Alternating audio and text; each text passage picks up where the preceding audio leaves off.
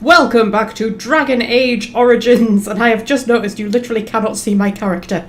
You cannot see my character from this angle, and do you know why you cannot see her? Because she is a dwarf. So this is Dorabella. She is a common dwarf rogue. She is the second character that I'm playing as in the Dragon Age project, where I'm trying to get every single achievement across 8 separate playthroughs of the game. And so far in her playthrough, I've made it as far as the Korcari Wilds.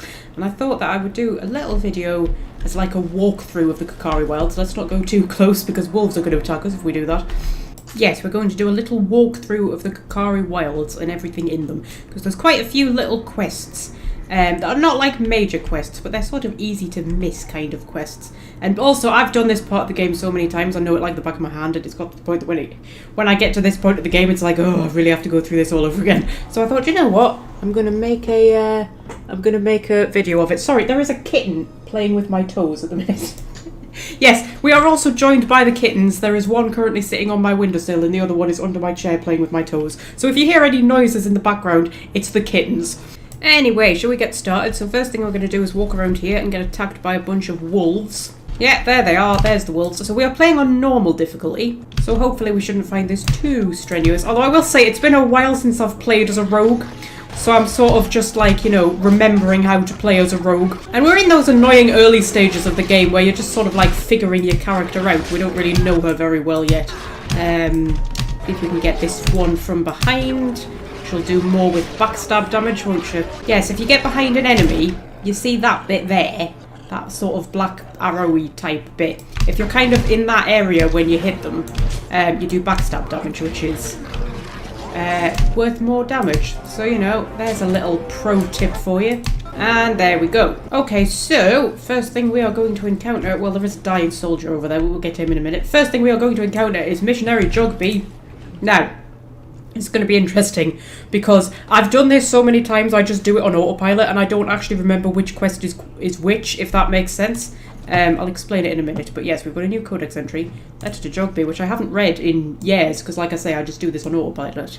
Ah yes, this is Jogby and Rigby, who are father and son. So we've found Jogby's body, and they were 2 missionaries who had sort of come to try and spread the chant of light to the Chasind in the wilds. And this letter is from Rigby, telling Jogby where their meeting place is going to be. So, the landmarks are as follows. Beginning at the entrance to the wilds from Ostagar, look for a tree leaning on a ruined building, pass under a fallen tree bridge, pass a submerged tower on the right, look between a high ruined arch and a mossy standing stone, walk along a path of roots and stones, look for 2 large statues with a chest between them. And as far as I remember, you can actually follow those directions and you will find it, but like I say, I've done it so many times I just kind of know where it is. And that will lead us to a chest with some goodies in it. So yes, that's our new quest, the missionary. If we head along here, we can talk to this dying soldier. Who is that? Grey Wardens? Well, he's not half as dead as he looks, is he? My scouting band was attacked by Darkspawn. They came out of the ground. Please help me. I've got to return to camp. Okay, yes, we can try and bandage him up. I have bandages in my pack. Thank you. I've got to get out of here.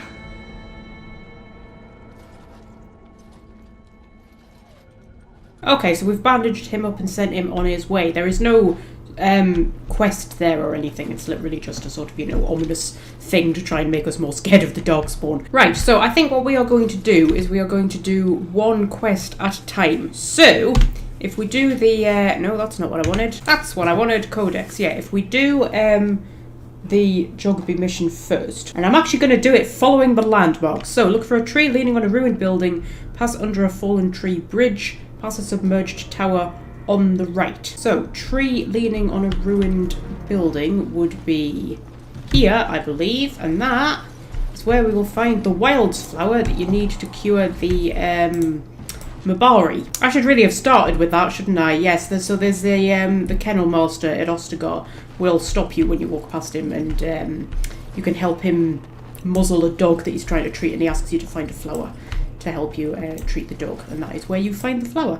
And then we're just going to get attacked by a few Darkspawn, But that's fine. They're not terribly difficult, Darkspawn. I find that the game doesn't get difficult until Lothering. That's sort of what I find. I find it's quite easy to get through Ostergar without any problems. And through the Tower of Vishal and everything like that. But it's when you get to Lothering that you start to encounter problems with those flipping wolves. And the bandits as well. The bandits usually get me. So, yeah. Okie dokie. Not too much to get in a flap about there. And there's our vials of Darkspawn blood that we need for the, Alright. the joining ritual. Because, yes, you also need to collect 3 vials of Darkspawn blood, don't you? But you will just do that. I mean, you kill so many Darkspawn. You'll collect plenty of Darkspawn blood. You don't need to worry about that too much. So, that's the tree leaning next to a ruined building that we've just passed. That's the tree bridge that we're going to pass under. Look there. Poor slobs. That just seems so excessive. Yes, it's a bit of a grim bridge to pass under, but we're going to pass under it anyway. And then, pass a submerged tower on the right, look between a high ruined arch and a mossy standing stone. Submerged tower on the right would be that one, I believe. And then we're going to get attacked by more Darkspawn along here, if I remember correctly. Yep, there we go.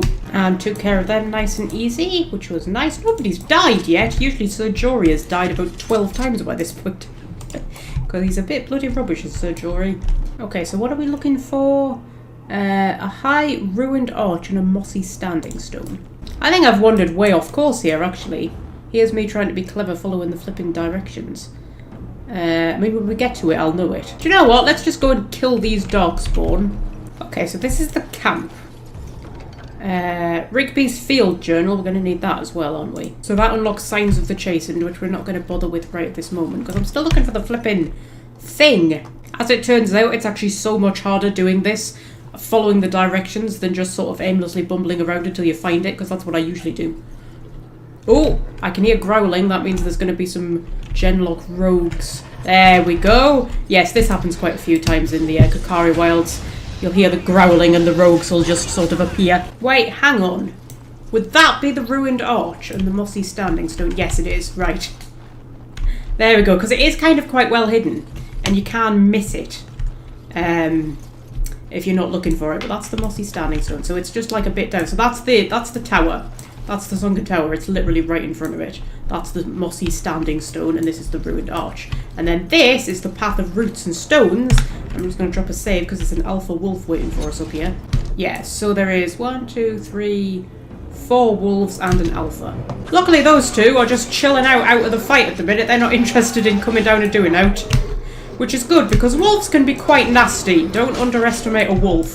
And the alpha goes down. Marvellous. And we get a ton more wolf pelts. And up here, between the two statues, a nice iron chest, the Chasind flat blade in it, which Sten will use for a while, a mace, which I'll probably just sell, and a letter. So, farewell letter to Jogby. Shall we have a read of that? My dear son Jogby, I fear this is the last letter I will write you. I have had difficulty finding the Chasind to bring them evidence of the Maker's word. I have, however, seen evidence of their passing.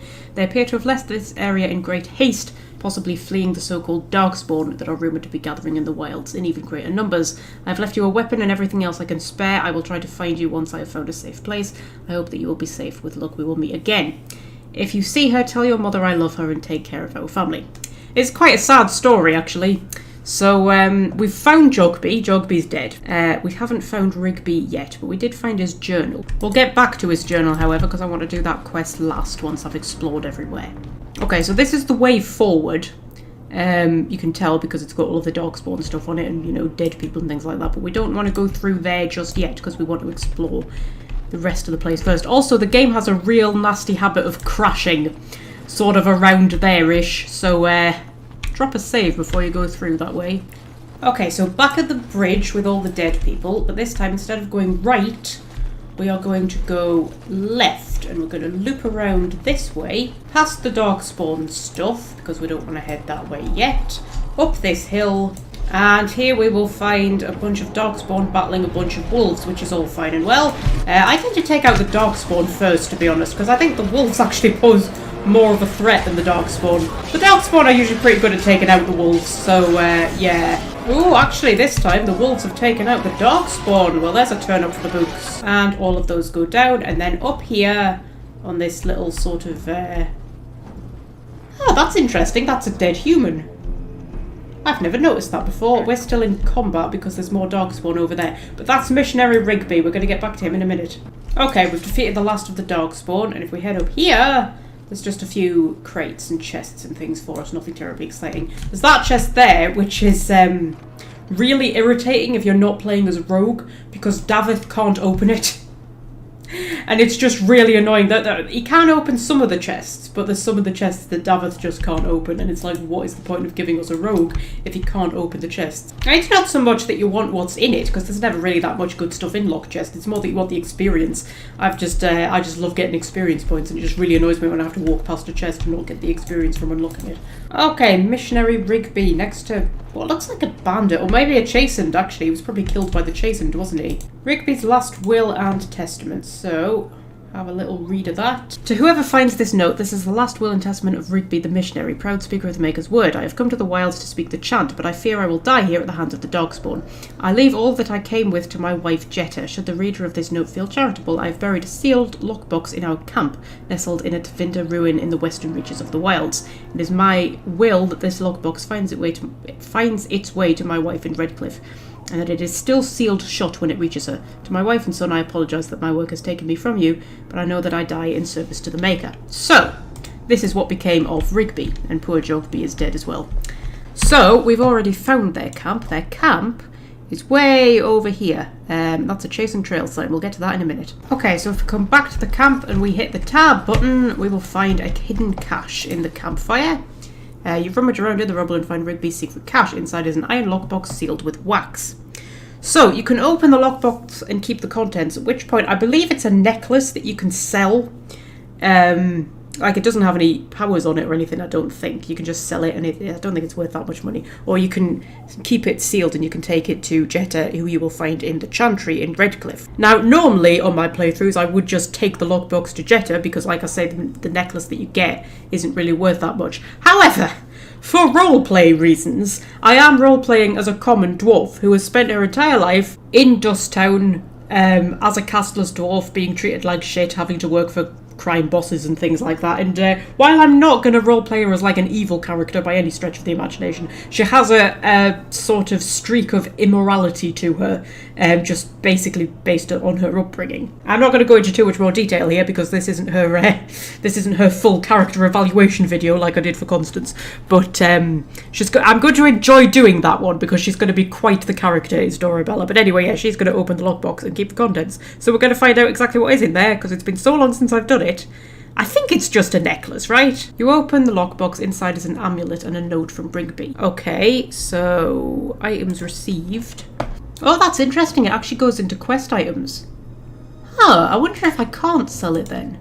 I don't know. We'll have to go to the quartermaster when we get back and see if we can sell it or not.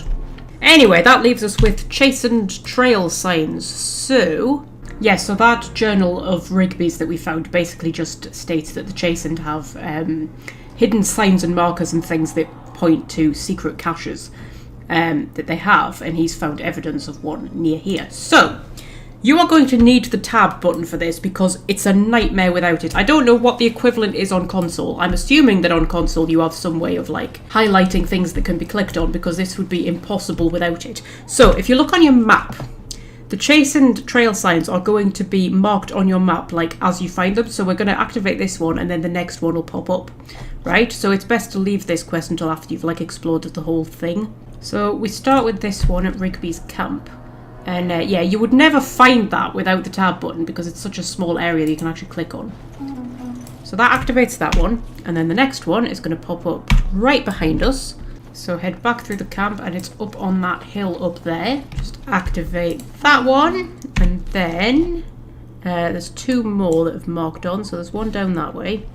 So it's right here beside this fallen tree. Click on that one. So you can get off my back. And the next one is a bit further down and then it's marked another one up there as well. So in this bush apparently is where they decided to put their trail sign. Which is right next to the secret path up to the chest up there. And then the final one is past the darkspawn thing. Well, I say the final one, there might actually be another one now I'm thinking about it. Up the top of the hill next to the cage. Right, so that's all the ones in this part of the map. There is more further down. But it's It's good to get this bit of the map done before you head into the like the darkspawny bit. So before we head through into there, first thing I'll do is drop a save, because like I said, the game does like to crash in that area. But I'll just show you the map. So this is where we came in, and then we kind of went around there, we fought the wolves, that's where we found the wounded soldier. Up there is just a bit of elf route. That was where we found the wilds flower, although there are a few others dotted around, so, if you don't find that one. And then that's the bridge, this sort of tree bridge. This is where you find Rigby.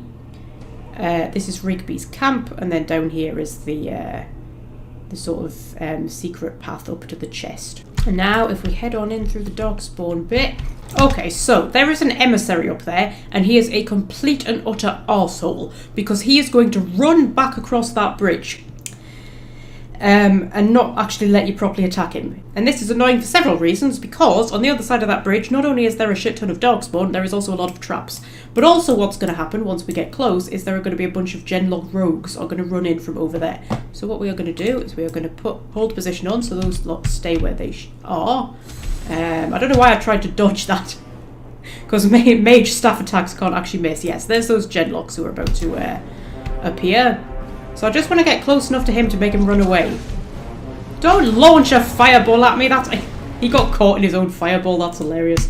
Okay, so now he's going to run away, which is brilliant, because it means that we can deal with these... Oh, did he kill the genlog rogues? That's interesting. He killed the genlog rogues with his own fireball. I've never seen that happen before. Oh well. Okay, so I'm going to let the lads come in. However, I want to get in first, because I'll be able to detect the traps, won't I? I should be able to detect the traps. Can I not detect the traps? I mean, I am a rogue, but maybe my what's-it isn't high enough yet. So if we just tread carefully. There we go. There's a one. I found a one, guys. I found one of the traps. Okay, I'll tell you what I'm going to do. Since Jory is just charging at the Herlock Emissary like a flippin' lunatic, I am going to have everybody attack the Emissary. See if we can get him down as quickly as possible. It's always a good idea to try and get the mage down first. Though I have to admit, I usually rely on like another mage to do that with spells like Paralyze and sort of stuff that can incapacitate them. But I don't have a mage, so you know, luckily hitting him with a sword lots of times worked. And then there's a few archers scattered around the edges who are going to try and be arseholes, because archers are just always arseholes. Never underestimate archers in Origins, those are the ones who are really going to screw you over. Okay, that fight actually went quite smoothly. Because it can get a bit nasty, that fight. I'll admit, that fight can be quite nasty, especially with the fireballs. It's always the fireballs the mages throw in that really mess everything up, which is why you go for them first, so they can't do that to you.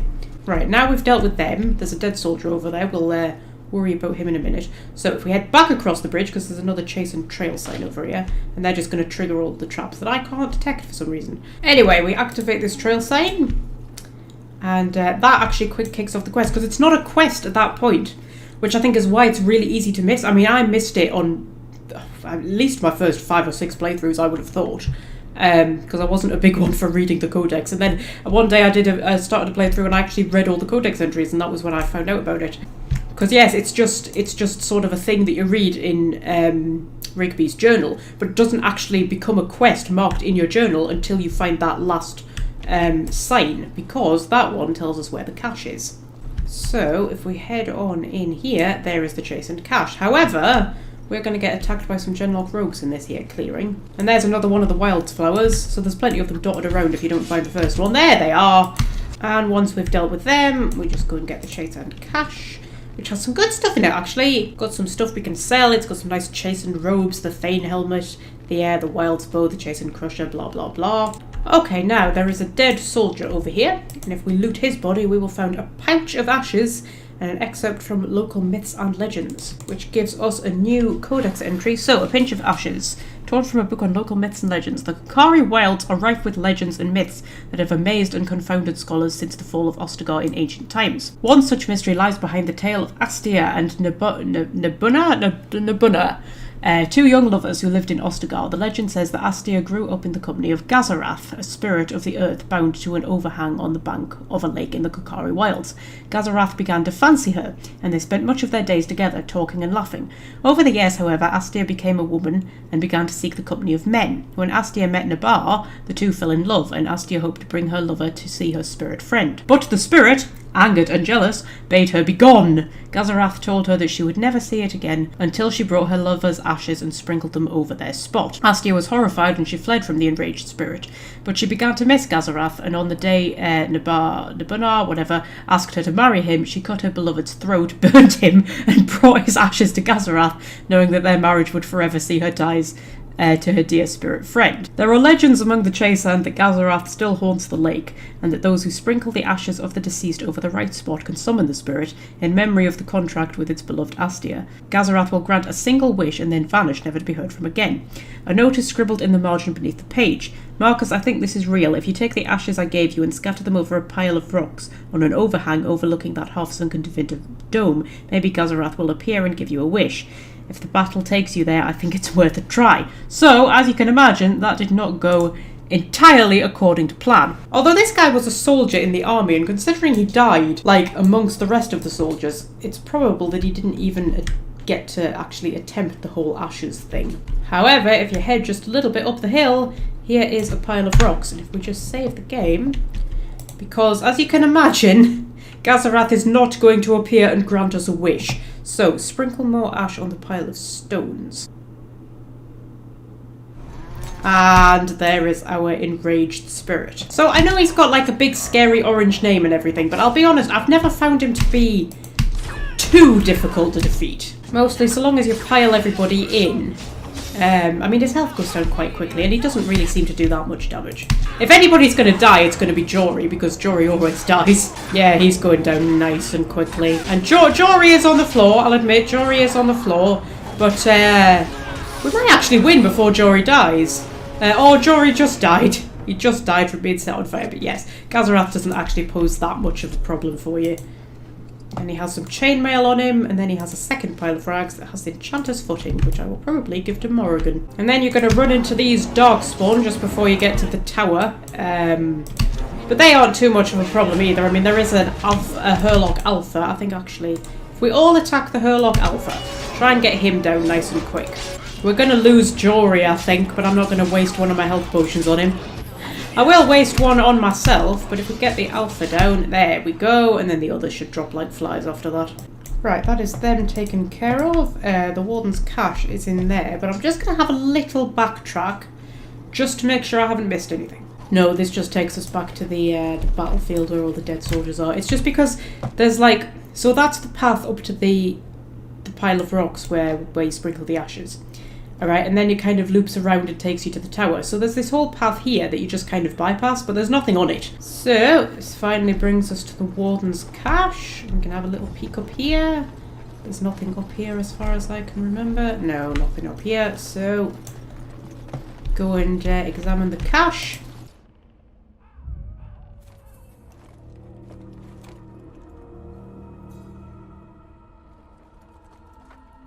Well, well. What have we here? Are you a vulture, I wonder? A scavenger, poking amidst a corpse whose bones were long since cleaned? Or merely an intruder, come into these darkspawn-filled wilds of mine in search of easy prey?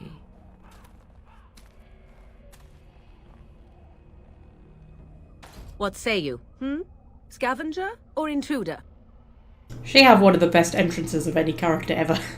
And actually, what I love as well is when you first enter the wilds, because later on in a different conversation, Morrigan will tell you that she watched you in animal form when you first entered the wilds. And when you first enter the wilds, there's I think it's a mouse who kind of runs across the path. I like to think that that's Morrigan. I'm sure there's like some ravens popping about as well and stuff like that. You can just kind of pretend it's Morrigan. Yes, Morrigan, how are these your wilds? Because I know them as only one who owns them could. Can you claim the same? I have watched your progress for some time. Where do they go, I wondered? Why are they here? And now you disturb ashes none have touched for so long.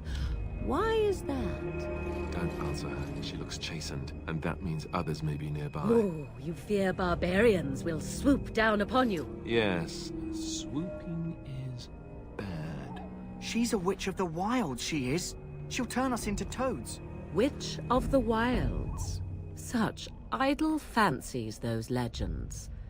Have you no minds of your own? You there, dwarf. You have nothing to fear from any witch. Tell me your name, and I shall tell you mine. Let us be civilized. Okay, let's be polite to her, because you can actually... How you respond to her here does actually add or take away from her approval. It's just it doesn't actually pop up because she's not part of your team yet, but it can actually give you extra approval points with her, and she likes it if you're polite to her. Now that is a proper civil greeting, even here in the wilds. You may call me Morrigan. Shall I guess your purpose? You sought something in that chest? Something that is here no longer? Here no longer. You stole them, didn't you? You're some kind of sneaky witch thief. How very eloquent. How does one steal from dead men? Quite easily, it seems.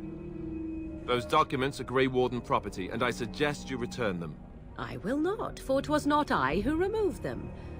Invoke a name that means nothing here any longer if you wish. I am not threatened. Okay, so who removed them? 'Twas my mother, in fact. Okay, yes, so can you take us to her? There is a sensible request.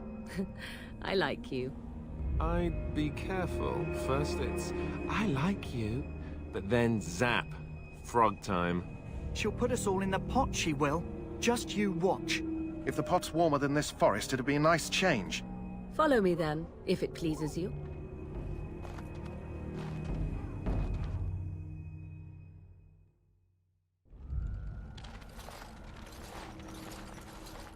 Greetings, Mother. I bring before you 4 Grey Wardens who... I see them, girl. Much as I expected. Are we supposed to believe you were expecting us?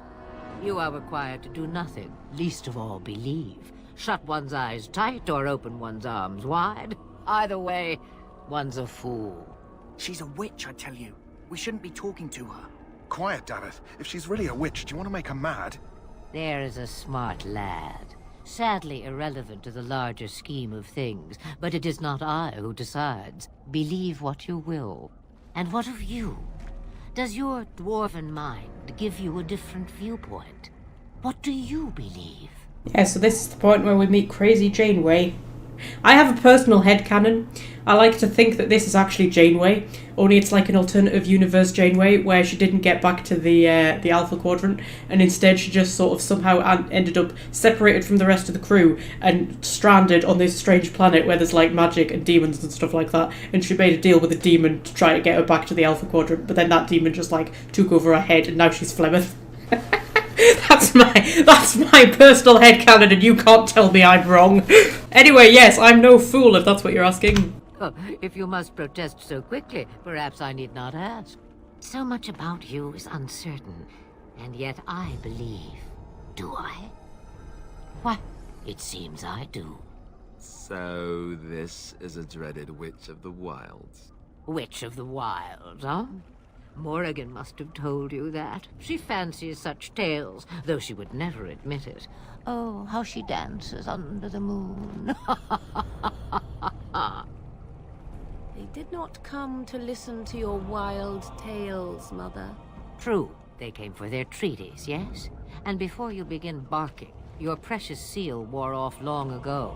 I have protected these. You... Oh, you protected them. And why not? Take them to your Grey Wardens and tell them this Blight's threat is greater than they realize. Yes, I'm sure they'll be eager to act on your advice. Well, I cannot be responsible for their doubts. I would go mad. Or am I already? Oh, do not mind me. You have what you came for. Time for you to go, then. Do not be ridiculous, girl.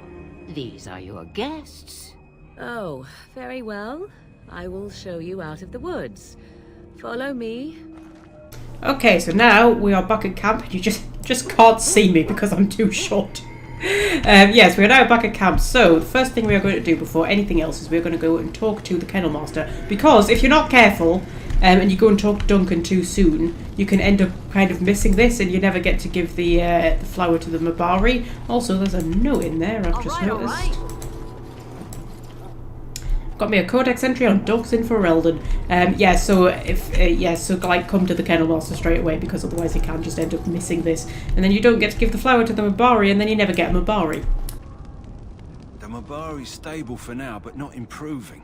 Unless I get that herb I told you about, there's not much hope. Well, it's your lucky day, my friend. Let me see. Yeah, that's exactly it. Wonderful. Give me a moment and I'll make this into an ointment. So yes, that's how you end up getting yourself a Mabari, unless you play as a human noble, in which case you'll already have a Mabari, but you can still cure the sick one. But then you never find out what actually happens to him. Like, I'm assuming he kind of runs off and finds somebody else to be his master. Okay, we're also going to go to the quartermaster, because I want to see if I can sell that necklace or not. But also, the chest over here. So, oh dear. Yes, there is a prisoner when you first arrive. Up here at the infirmary, there is a prisoner in that cage there. Now, he's not there because I killed him, but you don't have to kill him. Basically, he wants some food and water, and he has a key to the mage's chest. And you can either get some food and water off this guard to give to him, and he will give you the key in return, or you can kill him and take the key, as Dorabella did, because she's just a practical kind of person. However, when you are here during the day, there is a tranquil guarding that chest. However, come nighttime, i.e. once you've returned from the Korcari Wilds and it's nighttime, the Tranquil has for some reason moved to stand beside this tree. So, at that point, you can go to this chest and you can unlock it with the key, and you can get a health potion, a lesser injury kit, lesser lyrium potion, lesser spirit balm, flask, enchanter's arming cap, apprentice cowl, and 15 silver, which for this point in the game is actually pretty good. Okay, well, I've had a look, and as it turns out, no, I actually cannot sell that necklace that I got. So, yeah, you break open that box and you get the necklace, and then you can't even sell it. I mean, I don't know whether... I'm assuming you then return it to Jetta later, only outside, like, you know, minus the box. That's a bit rubbish, really, isn't it? I mean, you should be able to sell it. If you're going to be morally ambiguous enough to break open the box rather than just taking it back to her, you should at least be able to sell what's inside it to get something for it. This is a gripe I have with a lot of RPGs, that I always feel like they should reward you for being evil. Or wait, you know, not necessarily evil, but just like doing what is obviously not the good option, because otherwise there's no reason to do it. You know what I mean? Like, most people who play RPGs want to play a good character, and you know, you just find yourself doing good things, so you don't really need motivation to be good. But if there's actual rewards for doing like the more darker evil options, then you're more likely to take them. I'm sure that's a discussion for another video. So that was the Korcari Wilds. I just thought I'd do a little walkthrough for you to show you all of those little quests, because some of them are actually quite easy to miss. Also, now that I've got into the swing of the Dragon Age project, I want to try and get a lot more Dragon Age videos up. So you will see a few more Dorabella videos, because she's going to be one of my favourites, I think. And then I'll do a proper Dorabella full review of her playthrough once I finish. But for now, I'm going to leave you with this beautiful view of Ostagar at night. And I shall say goodbye.